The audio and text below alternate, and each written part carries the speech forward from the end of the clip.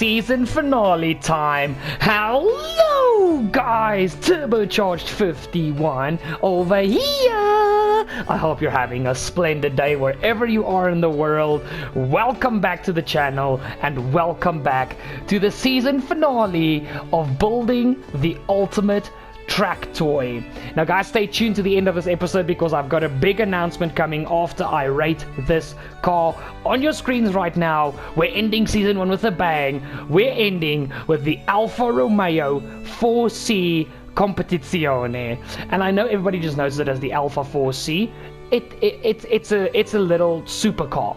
I would like, I've driven 2 of these. Like, for those of you guys that don't know, I work as a manager at a car wash. So a lot of customers, they bring you the keys of the car, they tell you they'll pick up the car later. You just need to make sure the car is washed and cleaned properly, and then they eventually come pick up the keys. Now I've got 2 customers that drive these, a white one and a black one. They're very tiny to get into. They're very small. They're like obnoxiously small. It's a very cute car where once you're inside. But oh my goodness, is it a fun car. I would love to drive one of these, like in real life. I think it's an awesome little car. And I've got a little bit of a soft spot for this car, so I really hope it performs well in the season finale. So, before we get into the one and run through the upgrades that I've put on the one we're going to be using, just quickly, it's already got a lot going for itself. Stock standard, it weighs only 7, obnoxiously light. Now let's get into the one that we will be driving for this video as soon as the game decides it doesn't want to lag anymore. In any case, Alfa Romeo, come on, stop being a slow boy McGee. We don't have all the time in the world. There we go. This is the one that we're going to be driving. 500 horsepower on an 817 kilogram chassis. And it looks like a little spider. And the fact that it looks like a little spider, to me, is very, very fun. It gives me, like, if Spider-Man were to have a car like Batman, this is what I envisioned he would be driving. Just a little bit more red and blue. But I mean, just wait for a front shot of the car with the lights. It looks like a little spider. Look at that. I kept like the lights red with the mirrors in the wing, and the rest of the car is just black. And it's a Ferrari black on the car. I mean, it looks like a little spider. I love it. But now, let's get straight into the upgrades, and then let's take it to the 2 tracks of choice. First of all, fully customizable suspension with racing soft slicks.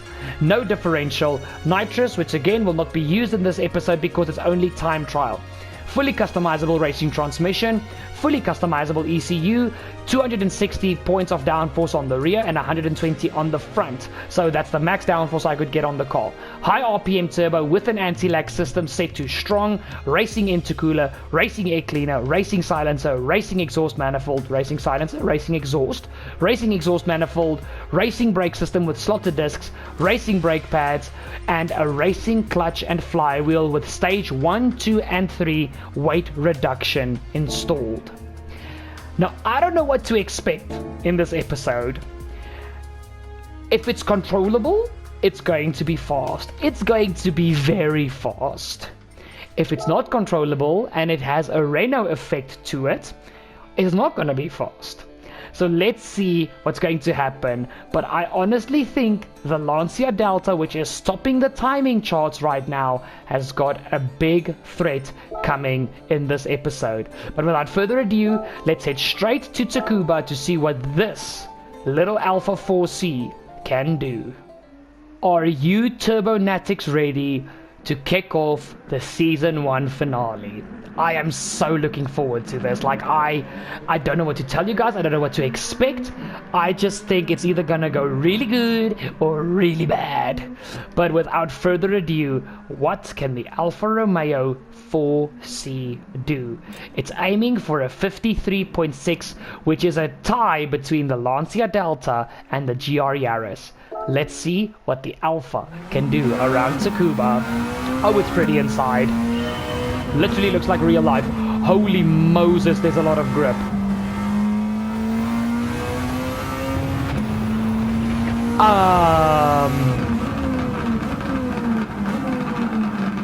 A lot of front wheel sliding though. Front end sliding, excuse me.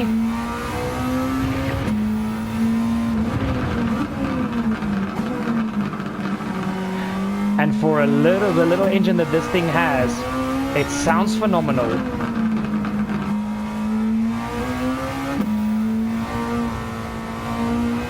Come on, little Alpha. If you brake at the right spot, the front end is so nippy. This is fast. And this is a crappy lap. And a crappy final corner turbo.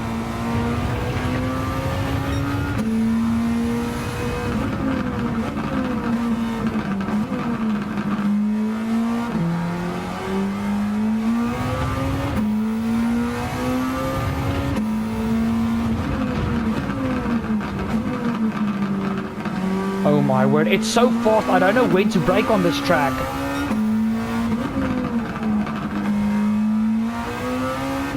It's too fast for Tsukuba.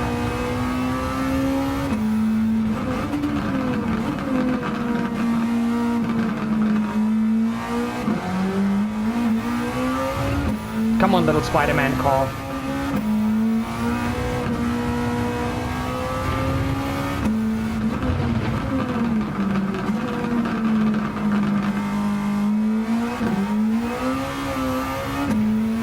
That was a good exit. Little bit of wheel spin, but nothing that couldn't be controlled. Way too late on the brakes, Turbo.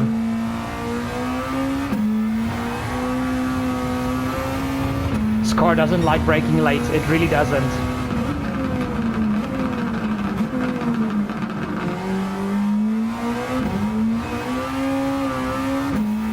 Oh wow, here we go.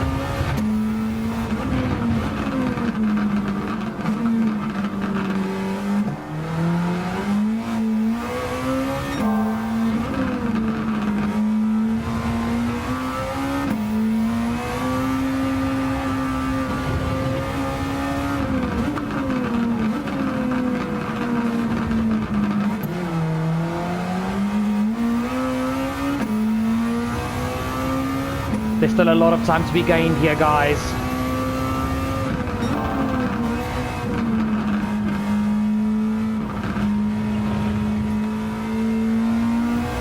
Oh, that's very wide.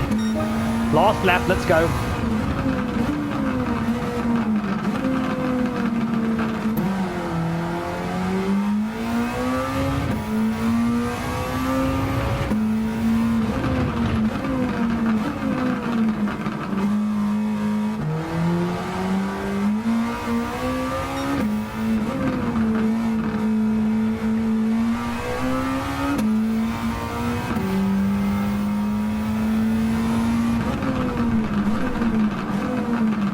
Nah, I messed up the hairpin.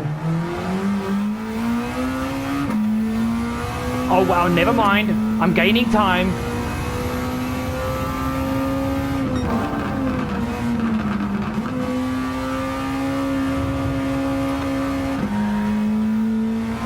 And I lost it all because I'm stupid.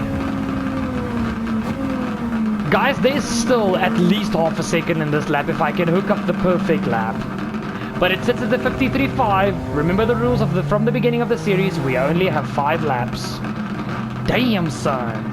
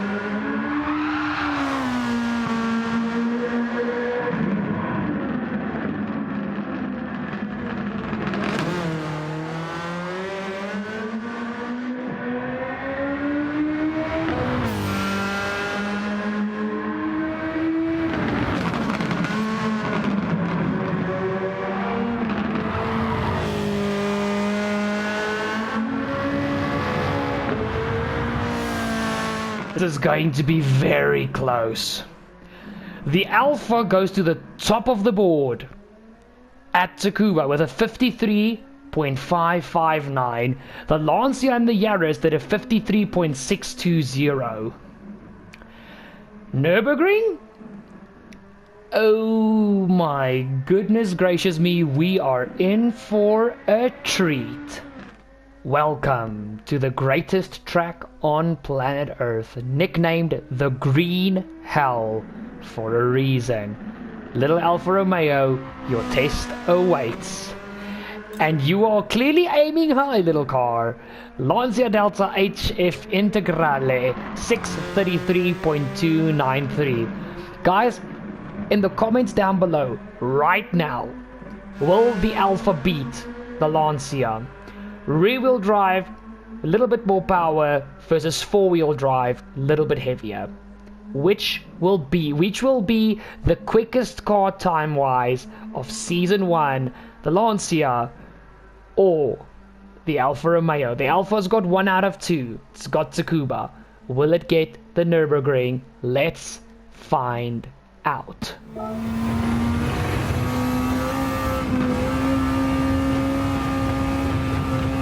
No. Oh.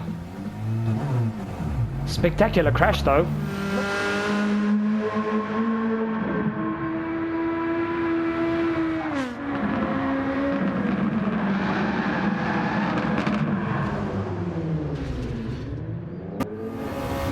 I want an Italian special, please. Let me steal yours. Oh, Dirk.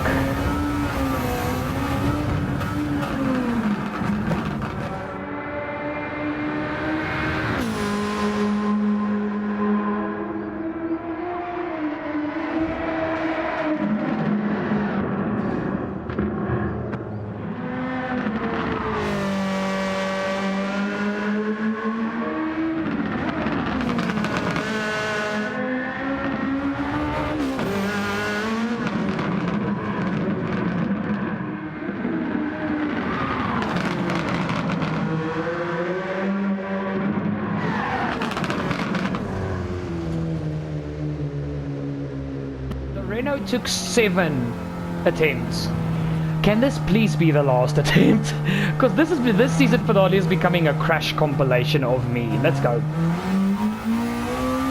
Attempt number 7.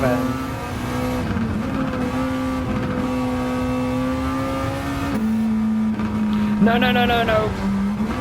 God, I'm gonna stay.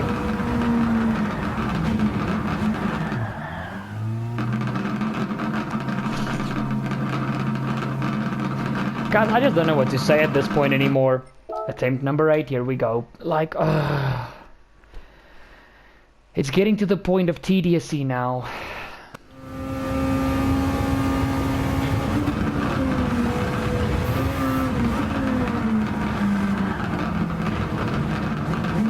You've got to be freaking kidding me.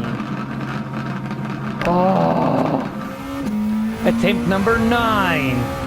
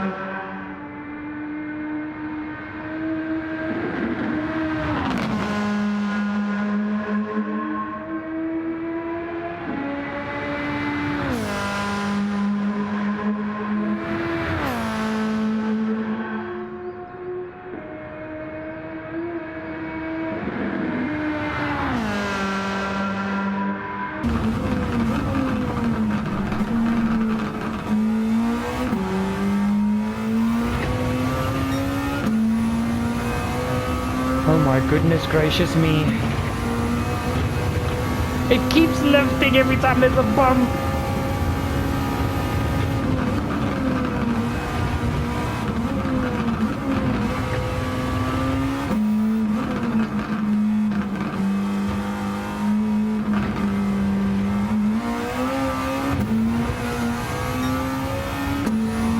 Ooh, hey Rainbow Tree, how's it blooming? See you later, bye!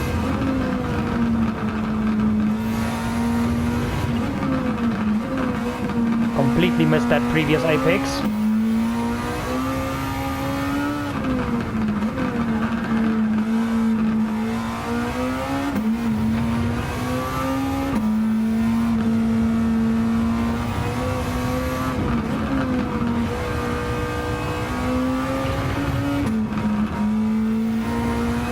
No.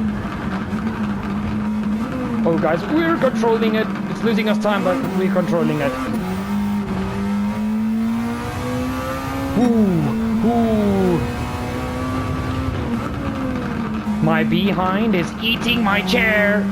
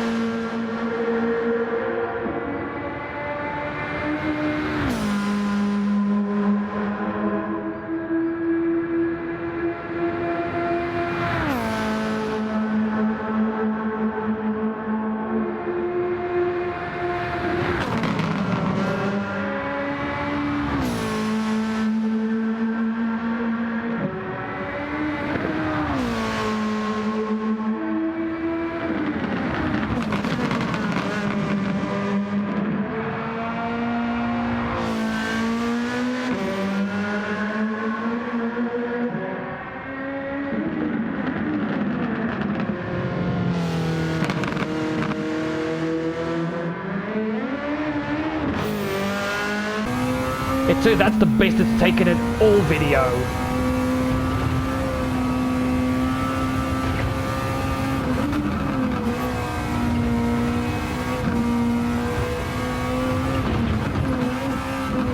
Oh, that curve really threw me.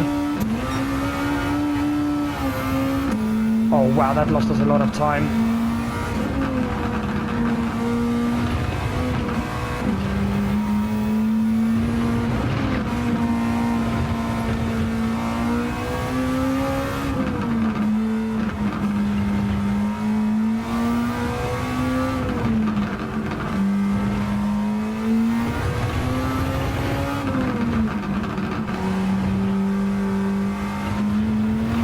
Oh, that was nice.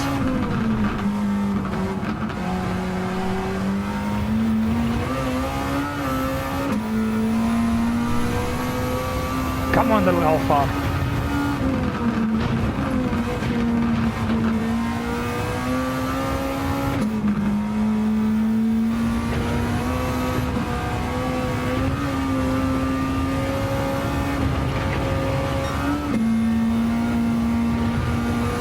Jeez Louise, man.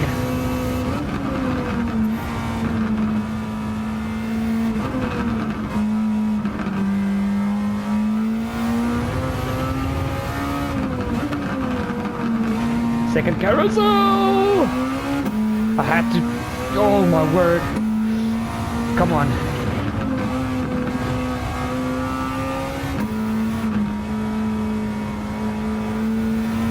Here we go.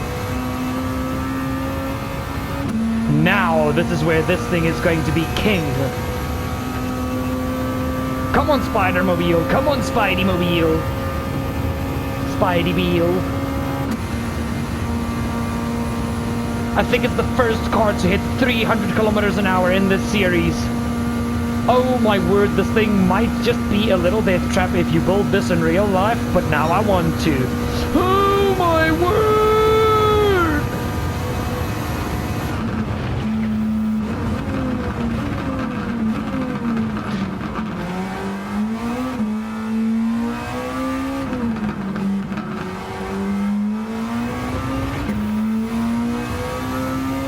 Finally! Oh my word, you You little thing, I haven't even looked at the time yet, you are a little damn death trap. Oh my goodness gracious me. 620, what?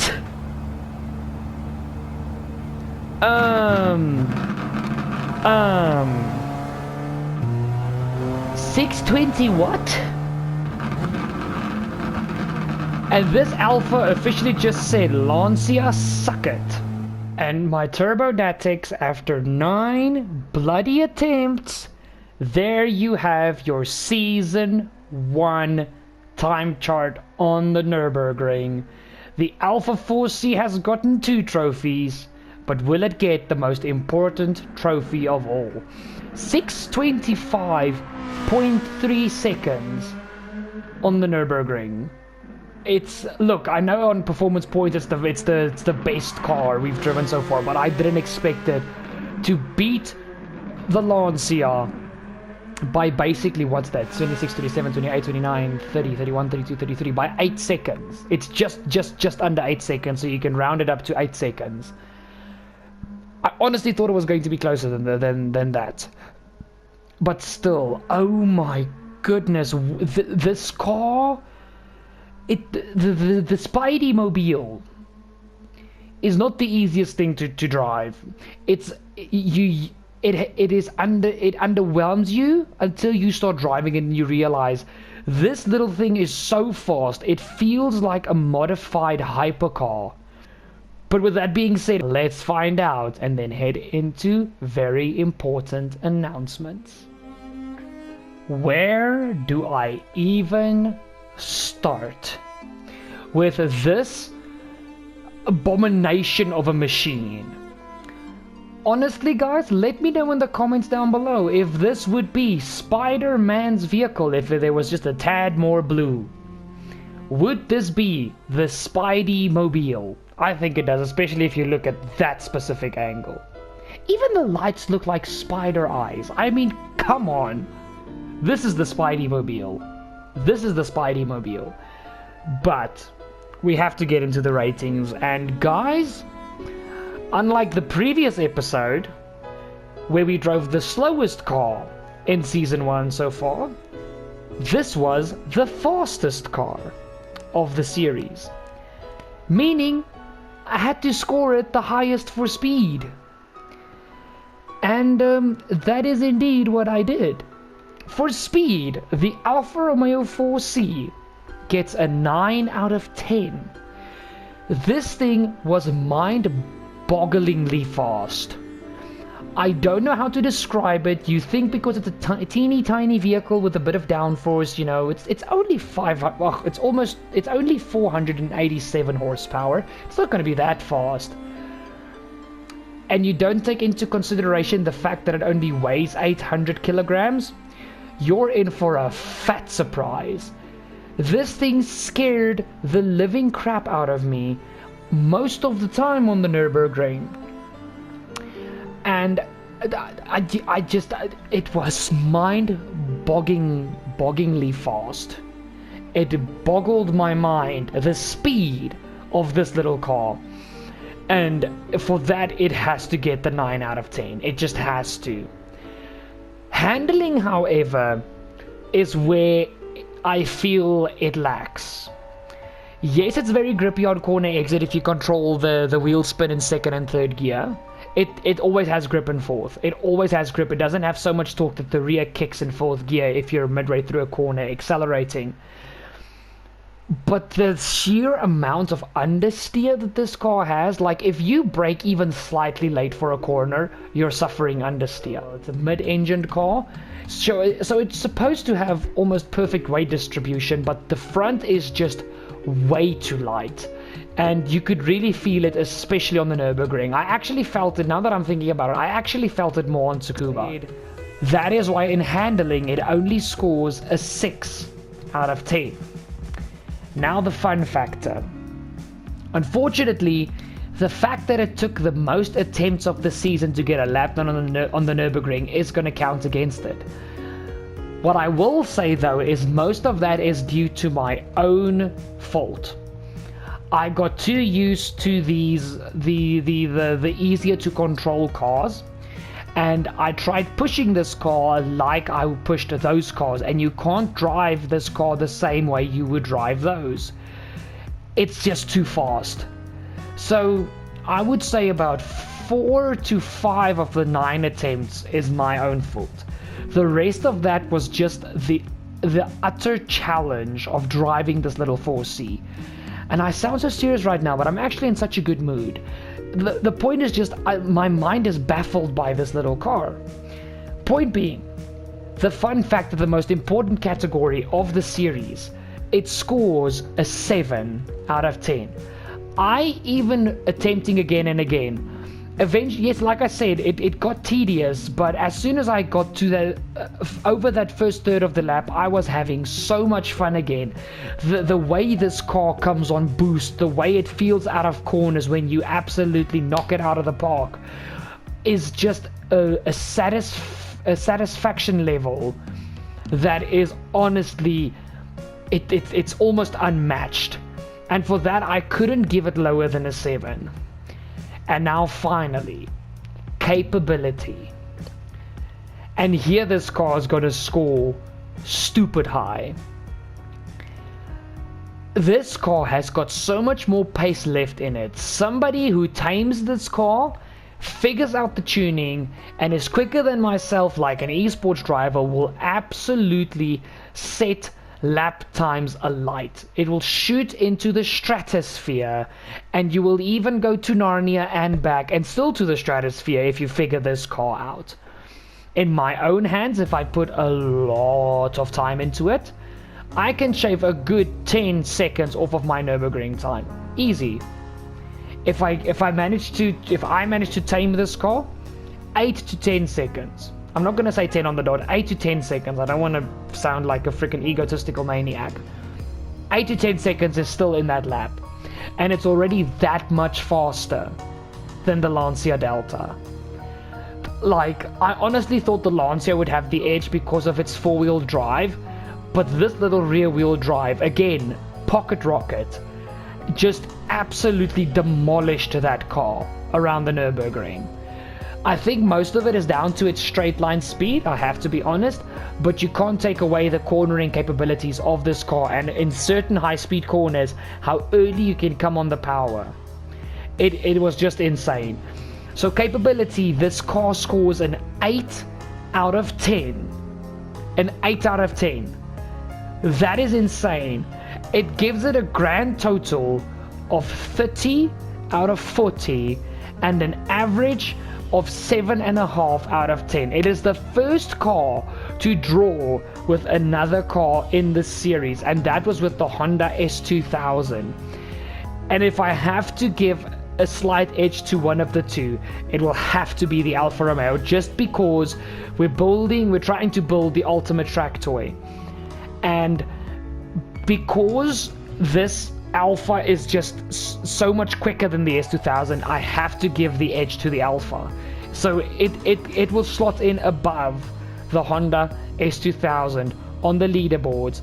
But now let's run through the top 10 from 10th to 1st of this series properly, so you guys could see the final placements of season 1 of building the ultimate track toy. In 10th place, with the most disappointing episode of the series, we have the 2014 VW Polo GTI with a score of 5.5 out of 10. Still claps in the chat. P10 goes to the Polo. In 9th position, we have the most challenging car of the entire series to drive, the Renault R5 Turbo with a score of 5.875 out of 10. Well done from the little French car. In 8th place, we have the better one of the two, the vintage VW Golf Mark 1 with a score of 6.5 out of 10. And remember what I told you guys at the beginning of the series, anything above a 6 is a damn good score. 6.5 out of 10 for the classic Mark 1 Rabbit GTI. In 7th place, we had the ultimate pink pocket rocket, the 2005 Mini Cooper S with a score of 6.75 out of 10. I think this car is the car that exceeded everyone's expectations the most.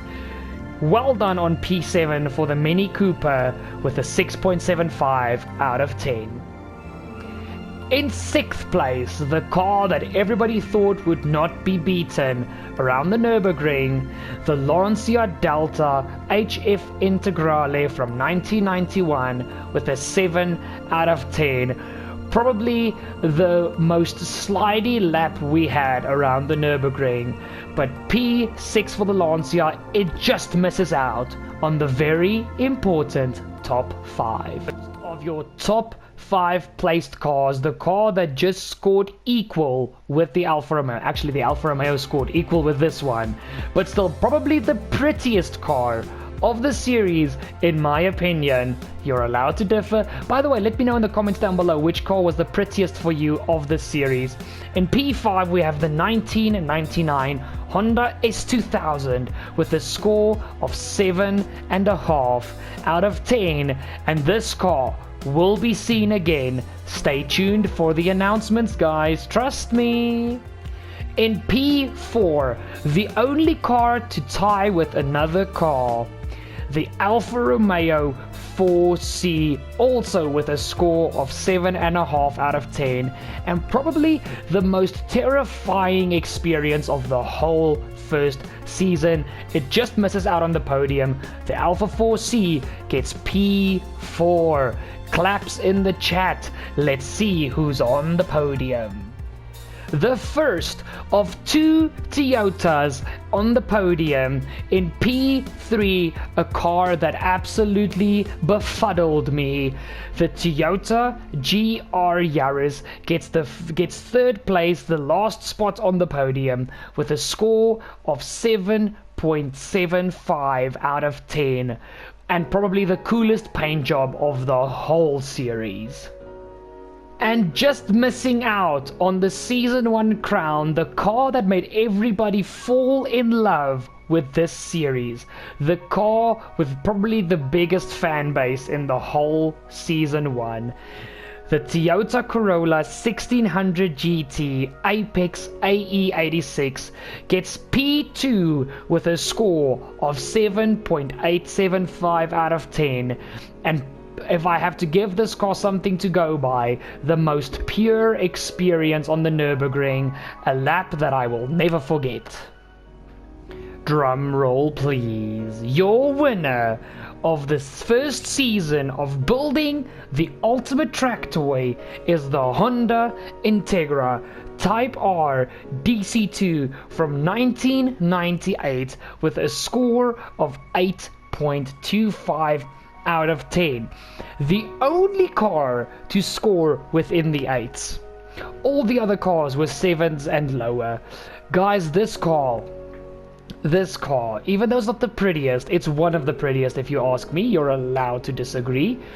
It just, everything, like I said in that video, that was the most fun lap I've ever had around the Nürburgring. And this car, it's as if it was built to exceed expectations. I still like the hanging exhaust, not hanging, but the very low exhaust at the bottom of the car. It just looks so sick with those low shots. But guys, I mean, honestly, it just exceeded expectations, and I feel it's a well-deserved victor of Season 1. And to give you guys an idea of how much Japan dominated this first season, the top 5 placed cars of Season 1, 4 of them are Japanese. The only non-Japanese car is the Alfa Romeo 4C, which is from Italy. The first 3 is a Honda and 2 Toyotas, and then P5 is another Honda. This little Honda is just, I mean, the fact that it edged the 2 Toyotas, meaning the AE86 and the GR Yaris, that wants to be done, son. That wants to be done. And it's a front-wheel drive car, not rear-wheel, not four-wheel. It's not a car that drifts. It's a car that's supposed to understeer, and yet it gave me the most satisfaction of all. I love this car. But now, the part of the episode that everybody has been waiting patiently for. The announcement. The very important announcement. So, my TurboNatics, there will be a second season of building the ultimate track toy. But there's not just going to be 2. There's also not going to be 3. Not even 4. But there's going to be 5. The support on this series has absolutely blown my mind, and I want to thank every single one of you. Here is the plan, and I'm going to reveal to you guys a few hints within the planning. Season 2 to 4 is going to be almost exactly the same as Season 1. And remember, I told you guys the top 5 you need to remember because it's very important. And here's why. Each season, 10 cars will be run through, and we will see which cars perform the best. The top 5 of every season go through to the Season 5, well, the final season, which is Season 5, and they will all compete in a 10 race series of 1 hour each race, where in this race fuel and tire wear will be turned on, and there will be 10 completely different tracks from one another selected. The planning has already started. Those 10 tracks the cars will race on, those 10 tracks the cars will qualify on, in which they will be set in reverse grid order for the start of the race, and the cars will compete to finally find out which car deserves to be called the ultimate track toy within Gran Turismo 7. The cars will score points like in a championship. How the points will work, I will still figure out, because I don't want like a bunch of cars not scoring points and you have to figure out how to place them. We will figure this all out. Like I said, the planning has started, but there's still a lot to do, and I've got 3 more seasons to plan the perfect seasonal finale for this series. And guys, if you are as excited as I am, and trust me, my excitement is through the damn roof, and you are not subscribed, what on earth are you doing? Hit the subscribe down below, and don't forget to ding that bell to never miss a future video, short, or live stream here on Turbo Fox Racers. Make sure to hit the like down below as well, and check out the links in the description. Give me a follow on social media and check out the second content channel. Guys, the journey for this series has just begun. We've had some exceptional moments in Season 1 already. There has been some crazy moments, and I can guarantee you there's going to be more in Season 2, so stay tuned. Remember, your mind is to be stronger than your feelings. I love you guys, and I'll see you guys in Season 2.